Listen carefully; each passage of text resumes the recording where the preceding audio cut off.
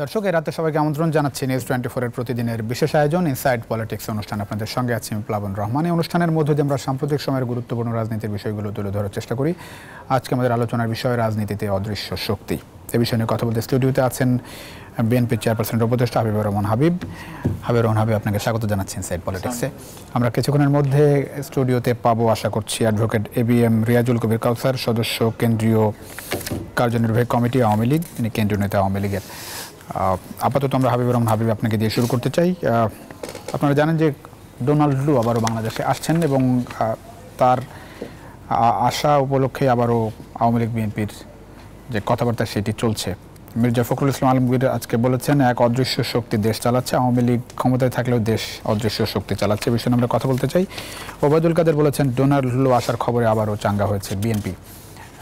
এই বিষয়ে নিয়ে আমরা একটু কথা বলতে চাই। হাবিবুর রহমান হাবিব, শুরুতে একটু জানতে চাই, ওবায়দুল কাদের বলেছেন যে বিএনপি আবারও যতটুকু চাঙ্গা দেখা যাচ্ছে সেটি ডোনাল্ড লু বাংলাদেশের সফর উপলক্ষে স্বপ্ন দেখছে, ক্ষমতার স্বপ্ন দেখছে আবারও বিএনপি। নিউজ 24 এর দর্শক শ্রোতা, দেশের বাইরে থেকে যারা দেখছেন তাদেরকে সশ্রদ্ধ সালাম।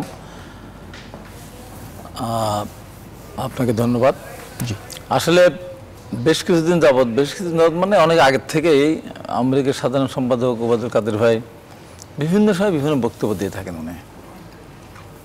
এখন আবার নতুন করে শুরু করেছেন বিএনপির বিরুদ্ধে যত যা বলা দরকার বলতে বলতে এখন আবার ডোনাল্ড লু আসবে, সেটা তো তাদের ব্যাপার, এটা আমাদের বিএনপিতে কোনো ব্যাপার নয়। এবং আমি এর আগে যখন জেনেছিলাম সম্ভবত সে রোহিঙ্গা ইস্যুকে কেন্দ্র করেই তার এখানে কাজটা বেশি হবে জি মনে করি।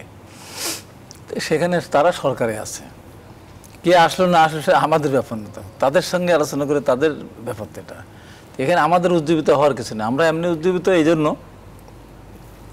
যে সরকার একতরফা একটা নির্বাচন করেছে, আমাদেরকে নির্বাচন করতে দেওয়ার কোনো পথ, সমস্ত পথ বন্ধ করে দিয়ে, পার্টি অফিস বন্ধ করে দিয়ে তারপরে কি হলো? জি, আওয়ামী লীগ নিজের ইলেকশন নির্বাচন করলো, দলীয় গঠনতন্ত্র তারা মানলো না, একজনকে নমিনেশন দিলে আরেকজন নির্বাচন করে জাতীয় সংসদ তাকে বহিষ্কার করায়, বিরোধিতা করলে বহিষ্কার করায়, সেখানে আবার প্রার্থী অবারিত করে দিল।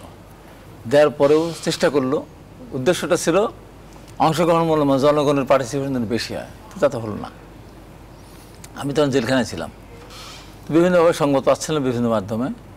আমাদের ওখানে আবার একজন রবিন নামে একজন প্রার্থী ছিল জাতীয় পার্টির মতিঝিলে, জি, তো সেখানে বাহাদুর নাসিম ক্যান্ডিডেট ছিল আওয়ামী লীগের। ওখানে তার কাছ থেকে আমরা সংবাদ পাচ্ছিলাম যে 5%, 7%, 8%, 10% এরকম একটা পার্সেন্টেজ ভোটকাস্টিং।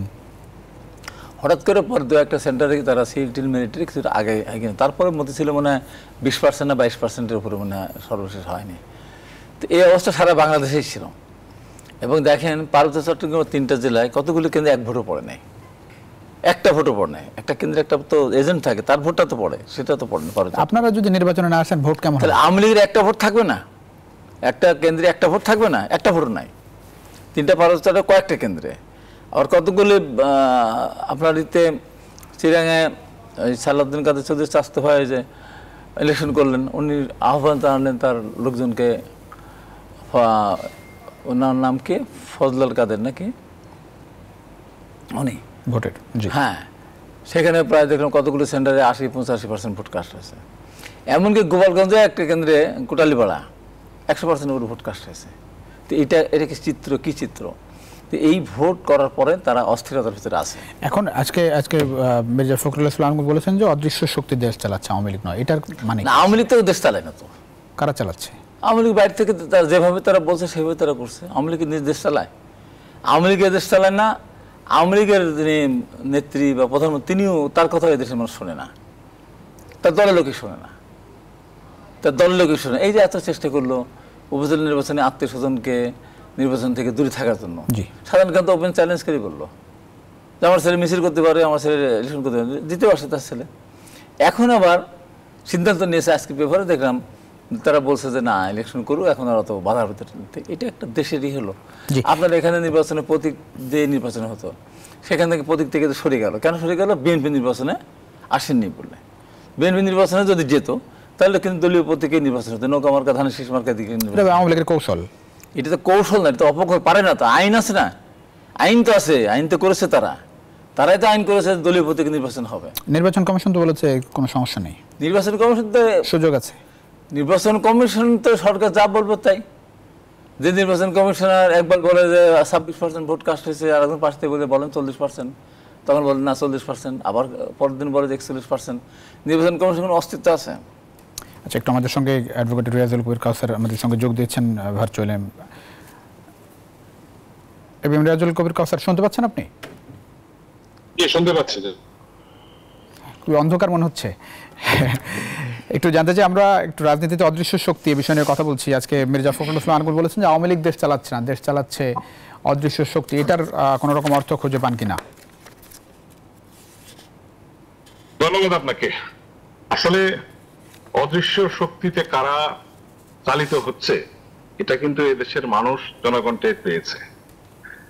বাংলাদেশ আওয়ামী লীগ সংবিধানের ধারাবাহিকতায় যে নির্বাচন অনুষ্ঠিত হয় সেই নির্বাচনের মধ্য দিয়ে চতুর্থবারের মতো রাষ্ট্রীয় ক্ষমতা এসেছে এবং রাষ্ট্র পরিচালনা করছে। দেখুন, এই বলা হচ্ছে পার্শ্ববর্তী দেশের বিষয়টা, এই বিষয়টা কিন্তু 91-এর জাতীয় সংসদ নির্বাচন, 96-এর জাতীয় সংসদ নির্বাচনে ওনারা জনগণের সামনে আনতে চেয়েছিলেন, কিন্তু এখন কিন্তু সেটা সুযোগ নাই। দেখুন, দেশ পরিচালিত হয়, রাষ্ট্রীয় কাঠামো আছে, আইন বিভাগ, বিচার বিভাগ, প্রশাসনিক বিভাগ আছে, তারা করছে, কিন্তু আমরা এদের লক্ষ্য করছি তাদের অদৃশ্য শক্তি দেশ পরিচালিত হচ্ছে। আমরা মনে করি এই দলটি একটা অদৃশ্য শক্তির মাধ্যমে পরিচালিত হচ্ছে বলেই আন্দোলনের যে ঘোষণা দিচ্ছেন সেই ঘোষণা জনসম্পৃক্তি থাকছে না, আন্দোলন সফল হয় নাই, নির্বাচনের পথে হাঁটছেন না, জনরায়কে নেওয়ার জন্য যে মনোবল, যে সাহসিকতার দরকার সেই দিকে ওনারা এগোচ্ছেন না। দেখুন, ক্ষমতা পরিবর্তনের একমাত্র হাতিয়ার হলো নির্বাচন, এবং এটার মুখ্য শক্তি হলো দেশের জনগণ এবং ভোটাররা। বাংলাদেশ আওয়ামী লীগ তৃণমূল পর্যায়ে সুসংগঠিত একটা রাজনৈতিক দল। আমরা জনগণের উপর ভরসা রাখি, নির্বাচন আসলে আমরা ভোটারদের কাছে যাই। লক্ষ্য করে দেখেছেন 18 সালের নির্বাচনে এই দলটি নির্বাচন এসেছিল, নির্বাচনের বাহানা করেছিল, নির্বাচনের প্রক্রিয়া তারা থাকে নাই। গত 7ই জানুয়ারি দ্বাদশ জাতীয় সংসদ নির্বাচনে ওনারা অংশগ্রহণ করেন নাই। এখন বাংলাদেশে একটি বড় ইউনিট উপজেলা প্রশাসন, উপজেলা পরিষদের নির্বাচন অনুষ্ঠিত হচ্ছে। এই নির্বাচনকে বিতর্কিত করার জন্য নানাবিধ কথা বলছেন। দেখুন, একটা নির্বাচনে কত পার্সেন্ট ভোট পড়লো মুখ্য বিষয় না, বিষয়টা হলো নির্বাচনে অংশগ্রহণ হচ্ছে কিনা, অবাধ নিরপেক্ষ হচ্ছে কিনা, প্রজ্ঞামূলক হচ্ছে কিনা, সুষ্ঠু হচ্ছে কিনা। ভোটের পার্সেন্টেজ কোনো ম্যাটার করে না। এটা যেহেতু আমাদের আইনে নেই। আপনার কি মনে হয়, মানে রাজনীতিবিদ হিসেবে কত পার্সেন্ট মানুষ ভোট দিলে সেটা কোনো গুরুত্বপূর্ণ বিষয় কিনা?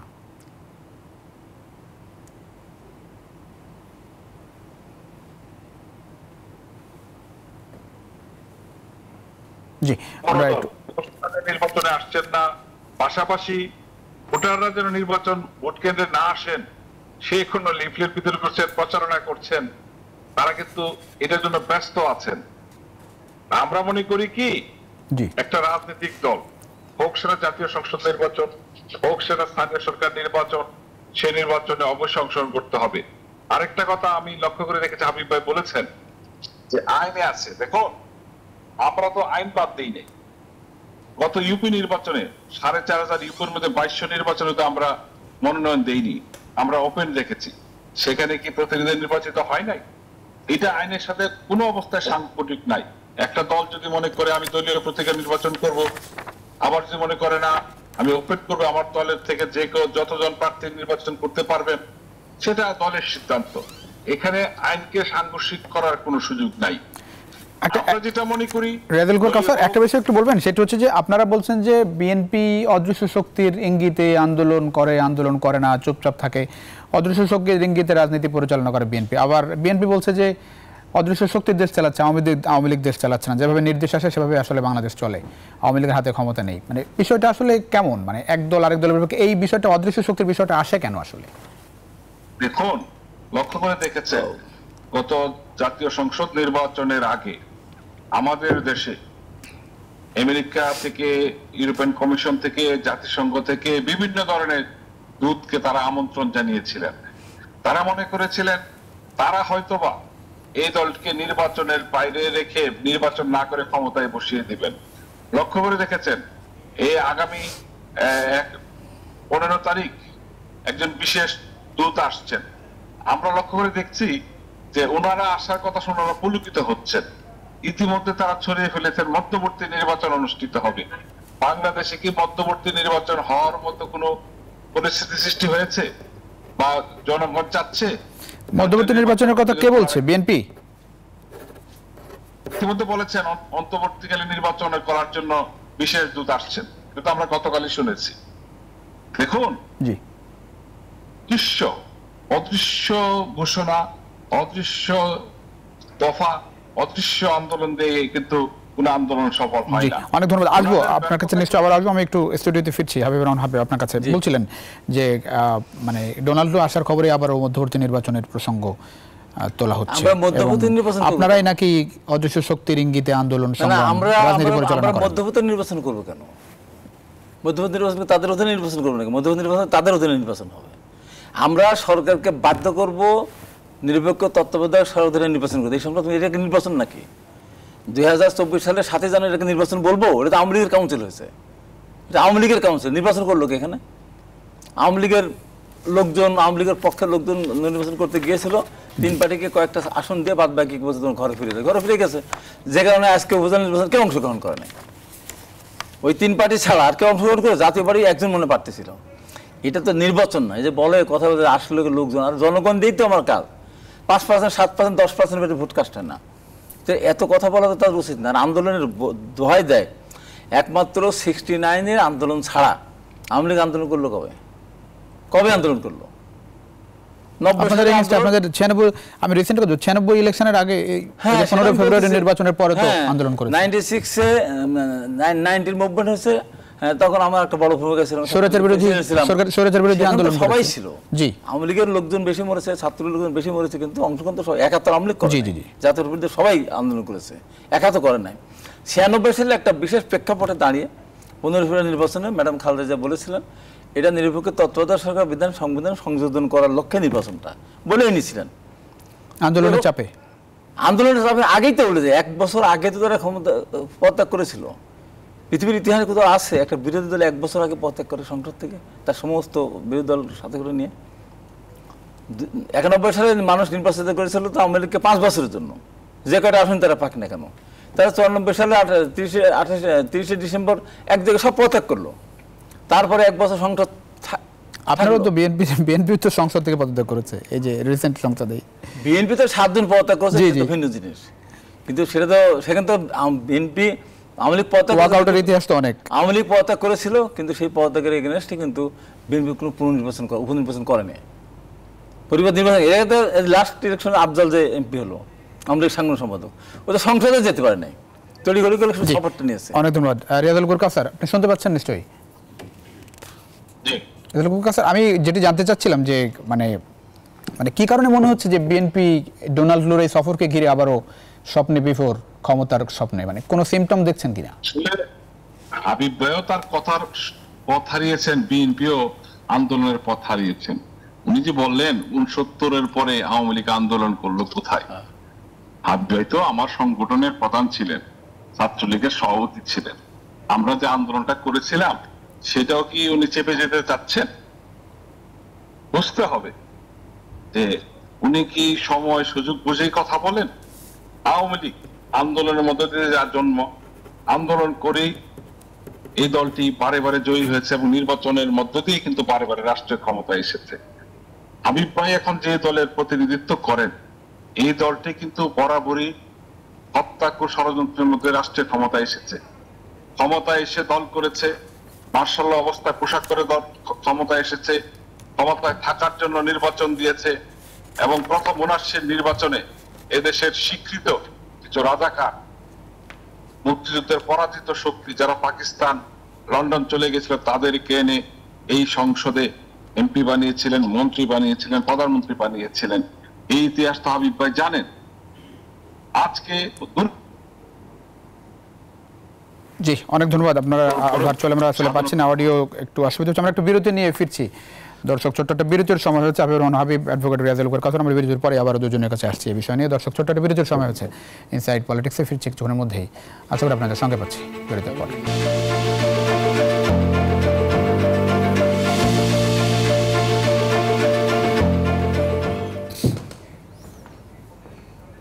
দর্শক আবারও স্বাগত জানাচ্ছি ইনসাইড পলিটিক্স। আপনাদের সঙ্গে আছে প্লাবন রহমান। আমরা কথা বলছিলাম রাজনীতিতে অদৃশ্য শক্তি বিষয় নিয়ে। স্টুডিওতে আছেন হাবিবুর রহমান হাবিব, এরই মধ্যে আমরা স্টুডিওতে পেয়েছি অ্যাডভোকেট এবিএম রিয়াজুল কাউসার।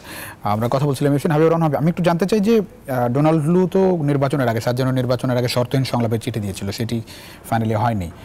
এই যে নির্বাচনের পরে আবারও তিনি আসছেন, এটার গুরুত্ব কিভাবে দেখেন? এই সফরকে আপনি আসলে কিভাবে দেখছেন? না, আমি এটি তো আগেই বলেছি যে এটা আমি যতটুকু জেনেছি পরে দেখেছি, সেটা হলো যে তার রোহিঙ্গা ইস্যু নিয়েই তারা এখানে মেনলি কথা বলবেন। এর ভিতরে সাইড আলোচনা হতে পারে, সেটা আলোচনা। আমরা ওইটার জন্য, আমরা ডোনাল্ড লুর জন্য অপেক্ষা করছি না। আমরা দেখেছি যে 2024 সালে 7 জানুয়ারি নির্বাচনটা মানুষের অংশগ্রহণ ছিল না, একতরফা নির্বাচন হয়েছে আওয়ামী লীগের কাউন্সিল অধিবেশনের মতো, এবং সেখানে ভোটের পার্সেন্টেজ খুবই কম ছিল। এখন দেখেন আওয়ামী লীগ এত চেষ্টা করছে, আওয়ামী লীগের সর্বোচ্চ দিয়ে তাকে 3 জন 4 জন করে প্রার্থী, মহিলা 3-4 জন, পুরুষ 3-4 জন প্রার্থী, তারপরেও ভোটার উপস্থিত কয় পার্সেন্ট? 15-20%। তাহলে ওবায়দুল কাদের যে বলছেন যে বিএনপি চাঙ্গা হচ্ছে ডোনাল্ড লু সফর ঘিরে, ডোনাল্ড লুর জন্য আমরা এমনি চাঙ্গা হচ্ছে। এই যে মানুষের কাছে যে আমরা আবেদন জানালাম, আমরা 2024 সালে আমার ভাই কাউসার বললো আমরা নির্বাচন যাই নাই, সে তো একটা অ্যাডভোকেট মানুষ, তাকে যদি প্রশ্ন করি আমরা যাবো কি করে? আমাদের পার্টি অফিসটা বন্ধ, 28 তারিখ থেকে আমাদের পার্টি অফিস বন্ধ নির্বাচনের 7 দিন পর পর্যন্ত। আওয়ামী লীগ তো বলছে আপনারাই পার্টি অফিসে তালা দিয়েছেন। প্রশ্নই ওঠেন, এটা যদি কেউ বলে থাকে তো তার চেয়ে বড় মিথ্যাবাদী পৃথিবীতে কেউ নাই। পার্টি বলতে আমরা কেন নির্বাচন আগ পর্যন্ত ঢুকতে, আমরা যদি পার্টির বন্ধ করতাম, আমাদের পার্টি প্রতিদিন শত শত পুলিশ কেন কায়েম সেন ঘোষণা করলো তারা, কায়েম জোন ঘোষণা করলো তারা, করে শত শত পুলিশ পাহারা দিল। তা আমরা বন্ধ করলাম কি? আমরা বন্ধ করলে তাহলে পুলিশ পাহারা দিল কেন? আমার অফিস ঢুকতে দিল না কেন?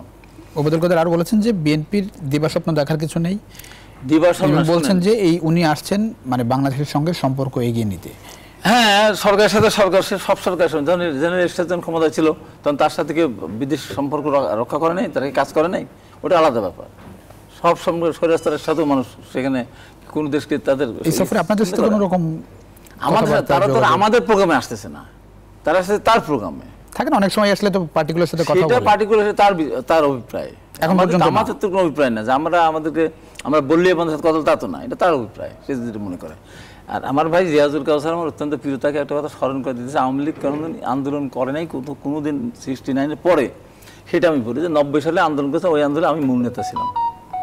যাতে লাশ আনাতে ঘোষণা দিয়েছিলাম আমি ছাত্রলীগের প্রেসিডেন্ট হিসাবে, শেষ দিন আমি শপথ করেছি।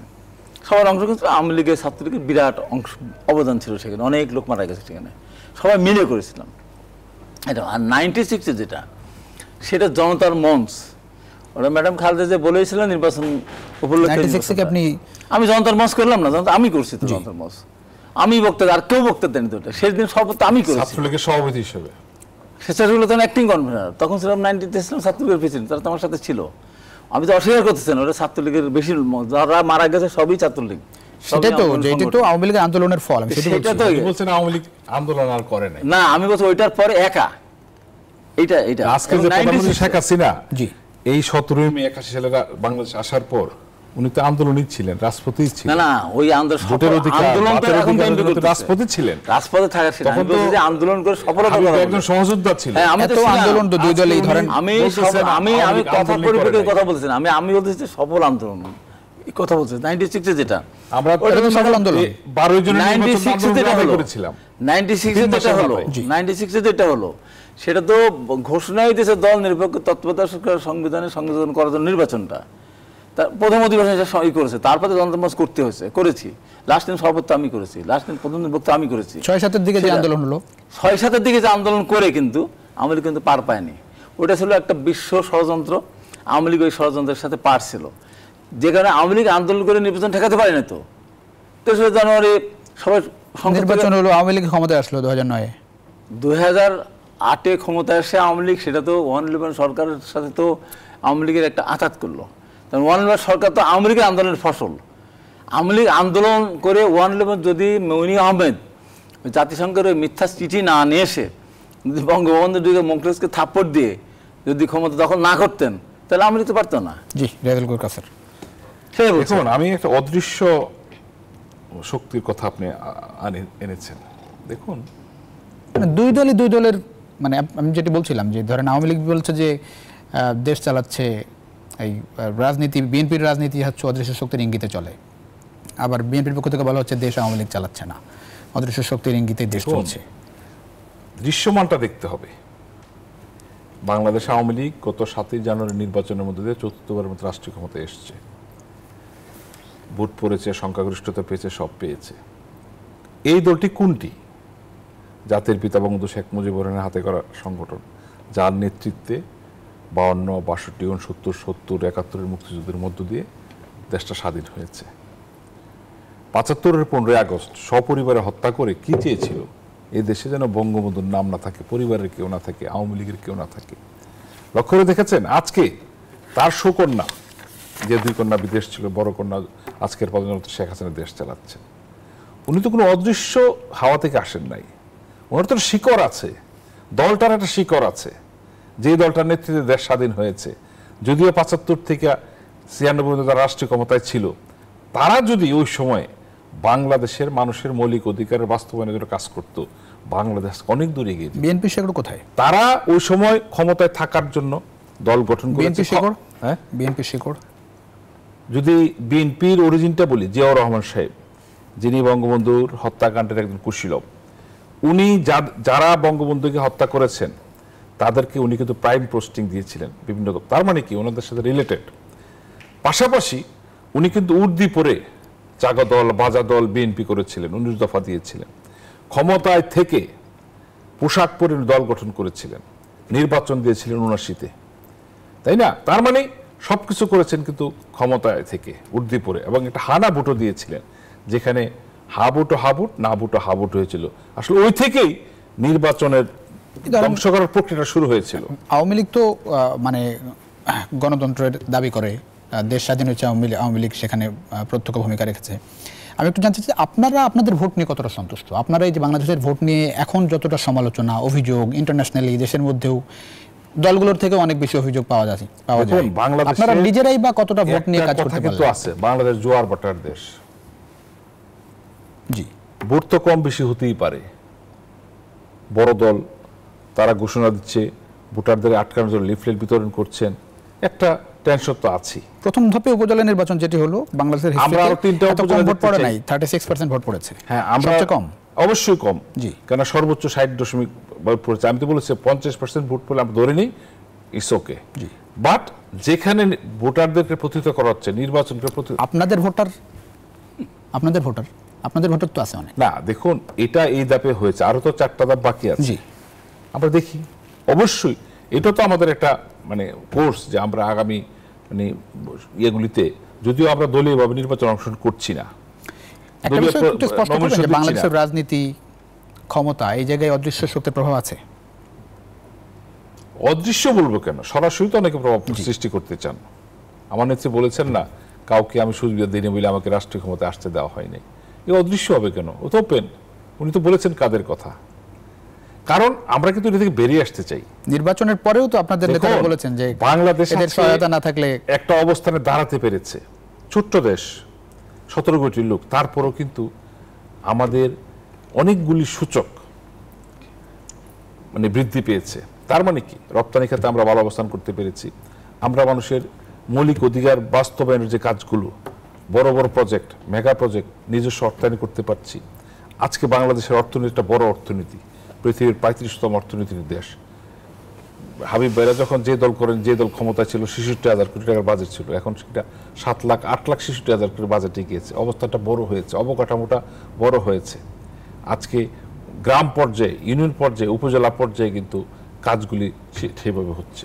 এই যে মানে আমাদের ইন্টারনাল মানে আমাদের অভ্যন্তরীণ রাজনীতির যে বাস্তবতা, এই বাস্তবতা এই অবস্থায় থাকলে কি আমরা এই যে অদৃশ্য শক্তির কথা বলি, বিদেশি শক্তিগুলোর কথা বলি, সেই যে বৃত্ত থেকে আমরা বেরোতে পারবো? আমাদের অভ্যন্তরীণ রাজনীতির বাস্তবতা নির্বাচন কি কেউ প্রতিহত করতে পেরেছে? যদি জনগণ এবং ভোটার ঐক্যবদ্ধ থাকে, রাজনৈতিক দলের যদি দৃঢ়তা থাকে, এটার প্রমাণ তো গত 7 জানুয়ারি নির্বাচন। জি, হবে। 3 দিন আগে আমরা শুনেছি নির্বাচন হবে না, হওয়ার কোনো কারণ নেই। আর নির্বাচন হলেও দল ক্ষমতায় যেতে পারবে না, আর ক্ষমতায় যদি যায়ও বেশি দিন থাকবে না। আমরা শুনেছি তো যারা বলছেন অদৃশ্য শক্তির কথা, গয়েশ্বর বাবুরা, উনি কিন্তু এই কথা বলেছিলেন ক্ষমতায় থাকতে পারবেন। নির্বাচন কে কবে প্রতিহত করতে পারলো? 86-এ আওয়ামী লীগ সহ জামাত সহ গেছিল, নির্বাচন প্রতিহত করা যায় না। কবে কে করলো? নির্বাচন হয়ে যাওয়ার পরে তো সরকারকে আন্দোলনের নির্বাচন করতে পেরেছিলেন। 2007 সালে তো মইনুল আহমদের কৃতিত্ব, এটা তো আওয়ামী লীগের কৃতিত্ব না। প্রথম যে নির্বাচন হয় নাই, ওই তো ওটা তো মইনুল আহমদের কৃতিত্ব। এক থাপ্পড় দিয়ে জাতিসংঘ সেনাবাহিনী আমার শান্তিরক্ষা পাঠিয়ে দেবে, সরকারকে বাধ্য করে আবার নতুন করে দিয়ে নির্বাচন হয় নাই তো, হয় নাই মানে ওটা ওই একটা ষড়যন্ত্র। এটাই আওয়ামী লীগের, না এটা আওয়ামী লীগের কৃতিত্ব, এটা ষড়যন্ত্রের একটা ফল। এবং দেখেন 88 সালে আওয়ামী লীগ, বিএনপি, জামাত সবাই মিলে ইলেকশন। ভাই একটা বিষয় বলবেন যে আপনারা তো 14 সালে পারেন নাই, 18 সালে পারেন নাই, 24-এও পারলেন না, মানে এই জায়গায় কি আপনাদের নিজেদের কোনো ব্যর্থতা দেখেন? ব্যর্থতার ব্যাপার না, আওয়ামী লীগ বিএনপি সব মিলে 88 সালে বন্ধ করা যায়নি, হয়ে গেছে। নির্বাচনের পরে তো আমরা ছাত্র আন্দোলন শুরু করলাম, সেই আন্দোলনের পরিপ্রেক্ষিতে তখন সরকার পদত্যাগ করতে বাধ্য হয়েছে 90 সালে। আপনার 96-এ বিএনপি নির্বাচন করেছে, আওয়ামী লীগ, জাতীয় পার্টি, জামাত কেউ যায়নি, নির্বাচন ঠেকাতে পেরেছিল, পারেন নাই। একটা বিরতি নিয়ে এখান থেকে শুরু করবেন, একটু বিরতির সময়। দর্শক ছোট্ট একটা বিরতির সময় হয়েছে, আবারও ফিরছি কিছুক্ষণের মধ্যেই, আশা করি আপনাদের সঙ্গে পাচ্ছি।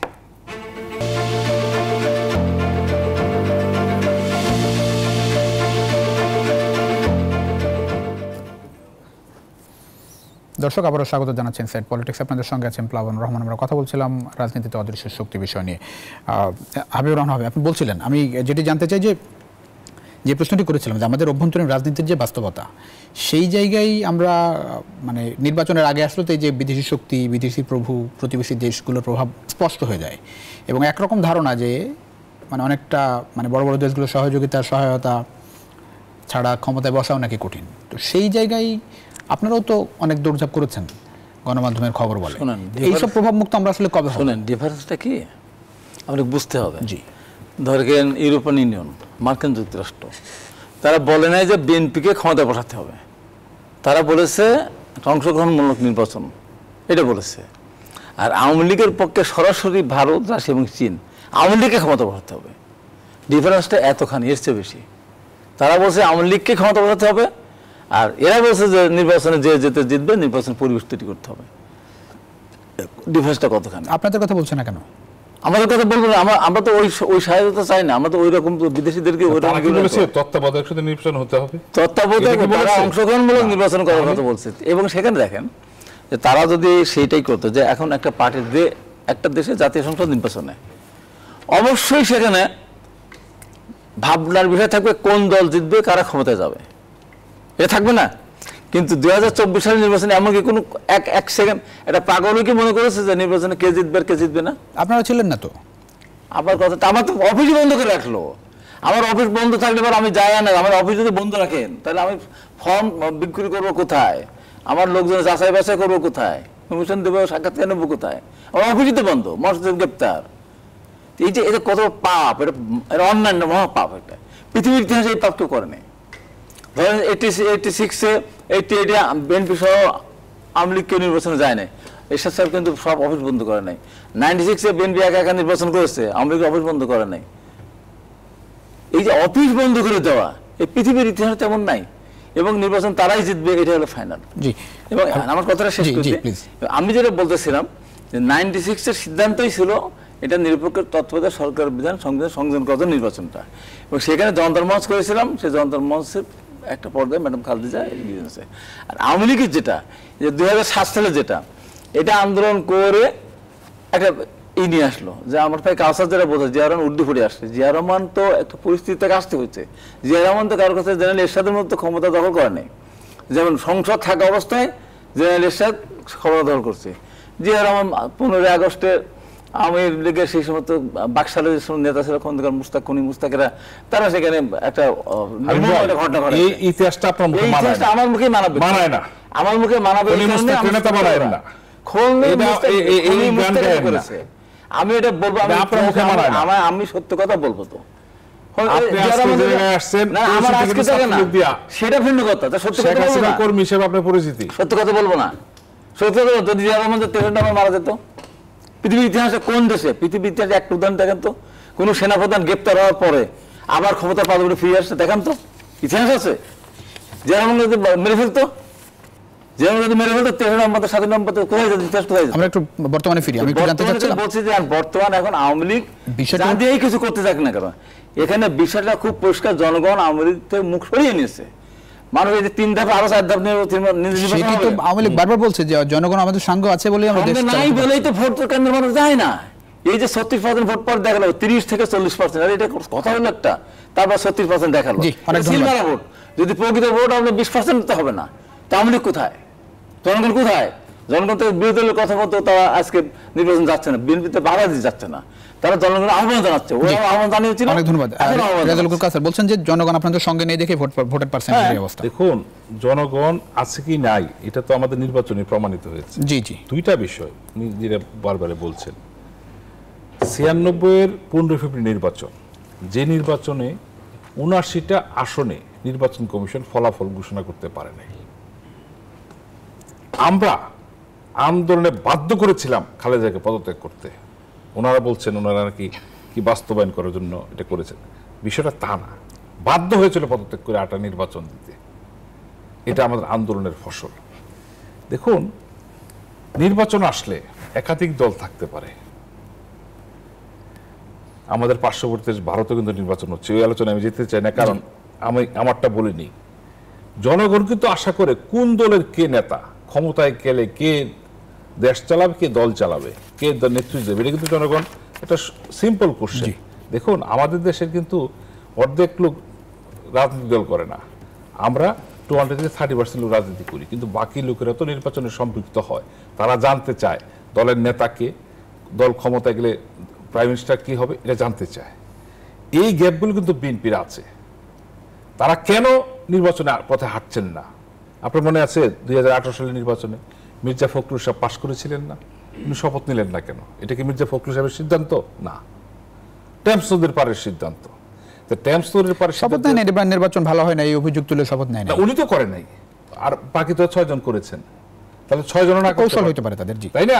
করলে 6 জনে না করতে পারতেন। এবং ওনারা যে বলেন অবৈধ সংসদ, অনির্বাচিত সংসদ, সেই সংসদে 4 বছর ওনারা এমপি ছিলেন না, সংসদে কথা বলেন নাই। যদি সবাই না করতেন ধরে নিতাম নির্বাচনকে ওনারা বয়কট করেছেন, তাও তো করেন নাই। এবারও তো নির্বাচনে আমরা আশা করেছিলাম নির্বাচনের পথে আসবেন। এই যে 28 অক্টোবর বলেন, দেখেছেন 28 অক্টোবরে ওই দিন আওয়ামী লীগ অঙ্গ সংগঠন কারোর সাথে বিএনপির বা পুলিশের সংঘর্ষ হচ্ছে হয়নি। নির্বাচনে না যাওয়ার একটা প্রেক্ষাপট তৈরি করেছেন বিএনপি, কারণ নেতা নাই, কে দেবে নেতৃত্ব? কারণ আমাদের ওটা ছিল এবার নির্বাচনে আসলে বিএনপির সিট বাড়ত, হয়তো বা সংসদে বিরোধী দলের আসন পেত, নেতা হবে কি এই সিদ্ধান্ত বিএনপি নিতে পারে নাই। তো এখানকার কাউকে তো বিরোধী দলের নেতা বানাতে চান না। যিনি চান তিনি তো দেশে আসতে পারছেন না, রাজনীতি করবেন এই দেশে, এদেশের আইন মেনে রাজনীতি করুক। অনেকেই তো জেলে থেকে নির্বাচন করেছেন, অনেকেই তো সাজা আসামে নির্বাচন করেছেন না, সেদিকে আগাচ্ছেন না। আসলে কি জানেন, ওনারা চান আজকে বাংলাদেশ ইমার্জিং টাইগার। জি, অনেক ধন্যবাদ। এদিকে বলেছিলেন আমি একটু হাবিবুর হাবিব, এটাই আসলে মস্তিষ্কের অবস্থা করার জন্য এটাই মূল বিষয় কিনা নির্বাচনে না আসার। আওয়ামী লীগ ক্ষমতায় ঠিক না, এখন কিসের আন্দোলন? জি, অনেক ধন্যবাদ। আন্দোলন জন্মের আগে, নির্বাচনের আগে বলি, আমি দেশ জাতির সামনে বিনীতভাবে বলতে চাই, আমি হাবিবুর রহমান হাবিব 69 থেকে শুরু করে দেশে এমন কোনো আন্দোলন সংগ্রাম নাই যেখানে অংশগ্রহণ করি নাই। বিনা কারণে আমাকে শাস্তি দিয়েছে, নির্বাচনে অযোগ্য ঘোষণা করেছে। প্রথম শাস্তি দিয়েছে আমাকে এই সরকার, বিনা কারণে আমাদের 15 জনকে শাস্তি দিয়েছে। সরকার না কোর্ট? সরকারের নির্দেশে না, এটা হতে পারে। আর 100% সরকার নেই। এবং আমি আবার চ্যালেঞ্জ দিব, আমি বলি, আমি জানতে চাচ্ছিলাম যে নেতৃত্বের সংকটের কথা বলছিলেন, সেটির কারণে কি নেতৃত্বের কোন যন্ত্র? বেগম খালেদা জিয়া আছেন, তারেক রহমান আছেন, দুইজনই তো কনভিক্টেড। আমি তো সংকট বলেছি। কিসের সংকট, কিসের কনভিক্টেড? আমি তো চ্যালেঞ্জ দিয়ে বলছি, পৃথিবী যদি কেউ যদি বলতে পারে বেগম খালেদা জিয়া, তারেক রহমান এই যে অর্থনৈতিক সাজা দিয়েছে, দুইজন কিন্তু মামলায় কন্টেস্ট করেছে, ওনাদের সিনিয়র আমরা করেছিলাম, কন্টেস্ট আমিও করেছিলাম, আমিও করেছিলাম, তাহলে সাজা দিল কেন? আপনি যেটি হচ্ছে যে 18 সালের ইলেকশনের আগে, 18 সালের নির্বাচনের আগে যে প্রশ্নটা ছিল, আওয়ামী লীগ জিজ্ঞেস করেছিল যে বিএনপি যদি নির্বাচিত হয় প্রধানমন্ত্রী কে হবে? খালেদা জিয়া হবে। এখন এই অবস্থায় তো কেন হবে না? এই যে বেগম খালেদার নামে যে মিথ্যা মামলা, সাজাপ্রাপ্ত আসামি, এখনো তো বন্দী আছেন। সাজাপ্রাপ্ত আসামি বেগম খালেদা নির্বাচনের সংখ্যাগরিষ্ঠ অর্জন বললে হবে না সংখ্যাগরিষ্ঠ অর্জন করলে সংবিধান নির্বাচনী আইন অন্যায়ভাবে সাজা দিয়েছে যে আমাদের সংবিধানে 62 ধারা বলা আছে তো প্রার্থী হওয়ার যোগ্যতা কোর্টের মাধ্যমে আসতে হবে আপনাকে। কথাটা শেষ করে দিতে 5 মাস আমি খেটে আসলাম যে কথা বলে ওই কথা বলে যদি কেউ বলতে পারে বেগম খালেদা এবং তারেক রহমান ওই টাকায় দেখেছে আমার গর্দান কেটে দেব ভাই এটা দালিলিক প্রমাণের মামলা কি আমি বলছি সাক্ষী প্রমাণের মামলা সাক্ষী সাজা হয়েছে আমি বলছি আমাকে সাজা দিয়েছে কি না আমাকে সাজা দিয়েছে আমি গর্দান দিয়ে দেবো বেগম খালেদা কোথাও সিগনেচার না কোথাও না এটা কি কোন রকম একটা মানে কোথাও সিগনেচার না এটা একেবারে জোর করে সাজা দিয়েছে তাই গভর্নমেন্ট এখানে কোন রকমের একটা টাকা আত্মসাৎ করে নাই একটা জোর করে সাজা দিয়েছে ধরেন সাজা তো হয়ে গেছে এখন নির্বাচিত হলে কি হবে সংগ্রহ অর্জন করলে যে 20 দিনের সময় পাওয়া যায় তার ভেতরে কোর্ট স্বপ্নিত হয়ে বেগম খালেদা জিয়ার সাজা বাতিল বেগম খালেদা প্রধানমন্ত্রী হবেন তারপরে তারা গভর্নমেন্ট দেশে ফিরে আসবেন মানে এই জায়গায় আপনাদের কোনো সংকট নেই তাই তো কোনো সংকট নেই আমাদের তো তারপরে তো আন্দোলনে বারবার ব্যর্থ হচ্ছেন ব্যর্থ কোথায় হলাম সফল তো হয় নাই সফল মানে যে নির্বাচন দিতে 10% মানুষ ভোট দিতে চায় না উপজেলা নির্বাচনে ভোট টেনে নিয়ে যেতে পারে না এর সে ব্যর্থতা আর কিছু আছে জি অনেক ধন্যবাদ দিতে চাবেন ডাকাতি করে সম্পদ নিয়ে যায় জি শেষ করব 10 সেকেন্ড বিএনপি গত 5 বছরে অনেক আন্দোলন দিয়েছেন 1 দফা 10 দফা 27 দফা রাষ্ট্র মেরামত দল মেরামত দিয়েছেন সফল হয় নাই আমরা মনে করি কি এখন আন্দোলন এখন তো ডাকাতি এটা নির্বাচন আমি যে ত্রয়োদশ জাতীয় সংসদ এখন আন্দোলনের সময় না আন্দোলন করার মতো সক্ষমতা নাই তো 28-29 সালে যে নির্বাচন হবে অনেক ধন্যবাদ দিতে চাবেন আপনাদের দুজনকে অসংখ্য ধন্যবাদ এই গুরুত্বপূর্ণ সময় নিউজ 24 স্টোরি দেওয়ার জন্য। দর্শক এই ছিল আজকের ইনসাইড পলিটিক্স। দেখাবেন অন্য সময়, সে পর্যন্ত ভালো থাকবেন, সুস্থ থাকবেন, আশা করি নিউজ 24 এর সঙ্গে থাকবেন।